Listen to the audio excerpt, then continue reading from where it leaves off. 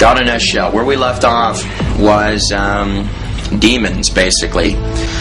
The devils, the ex-angels, the things they tell you aren't real, right?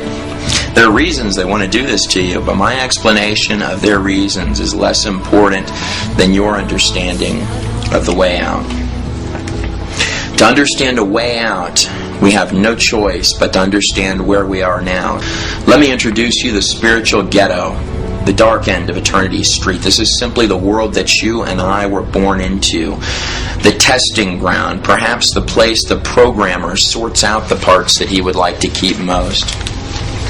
You see, it was at our conception that we made the choice that our Maker has tried to undo with incredible care, patience, and self-sacrifice. It was the first of our kind that invited in the virus that is this present darkness, turning our cradle into this quarantine.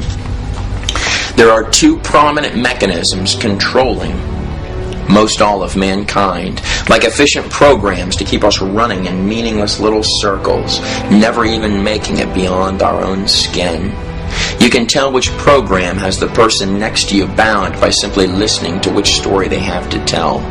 One, a very prideful story of what self-perceived wonders they have done, even if such self-proclaimed wonders are crimes committed against the world around.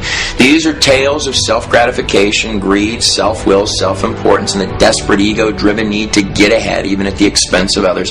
People whose every other word is me, I, or mine. They are the gluttons, the great garbage collectors of life, collecting everything they can as fast as they can and clutching onto it with tightened fists and a grand fear to ever lose a single thing. They are exact opposites of the Christ mentality. They are violators of one of the single most important laws that governs the very fabric of the universe itself, whether you believe in God or do not. They do not understand the simplest of simple rules, that you must give to receive, and that the purpose of getting is that you may have something to give away.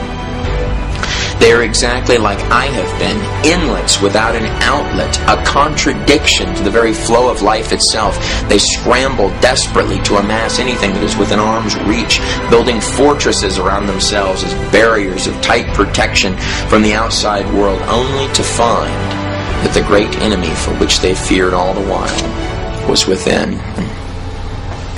Then there's personality type 2. It is the focuser on the problems, the troubles, the rocky path, the fanged animals, and the perils that always lie on the road ahead. These are the ones who bow in the temple of this present darkness, their own self-pity. They moan and groan, scream, whine, and beg. In their world, everything is always falling apart. It is this crisis followed by the next, like sheep crying for the wolves to find them. Are those the governing traits of us all? I have thought to myself, the glutton to the groaner, and all the subtle levels of insecurity that lie in between. And when it boils right down to it, both these are actually just outward expressions of mankind's single most prevalent driving force, fear. And the grandness of all the stars, the solar systems, the worlds within worlds, the great beyond, and all that which this feeble human mind would shudder to understand. We are such a speck, a tiny, tiny speck.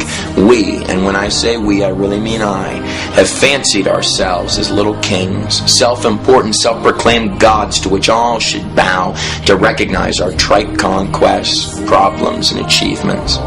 It's like a drop of water telling the ocean how important it is.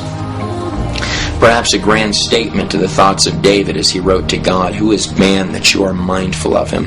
Which brings us full circle to the great question of the way out, and which way we go with our bicycle on the hill. Do we allow ourselves to be consumed by the natural state of this flesh?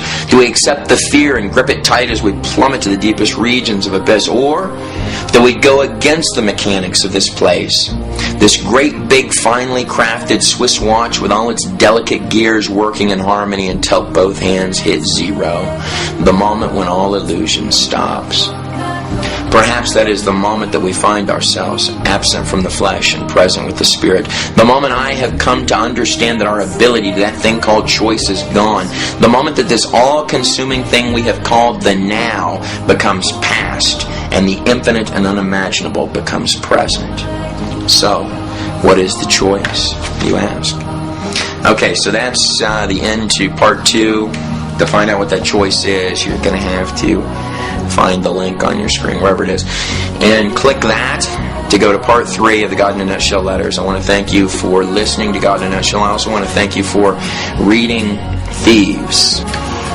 One Dirty TV Pastor and the Man Who Robbed Him. This covers the time period that I was in Mexico on the run from a television evangelist. Fantastically difficult times for me, thrill ride for you. I'm Trey Smith. Thank you for listening and reading.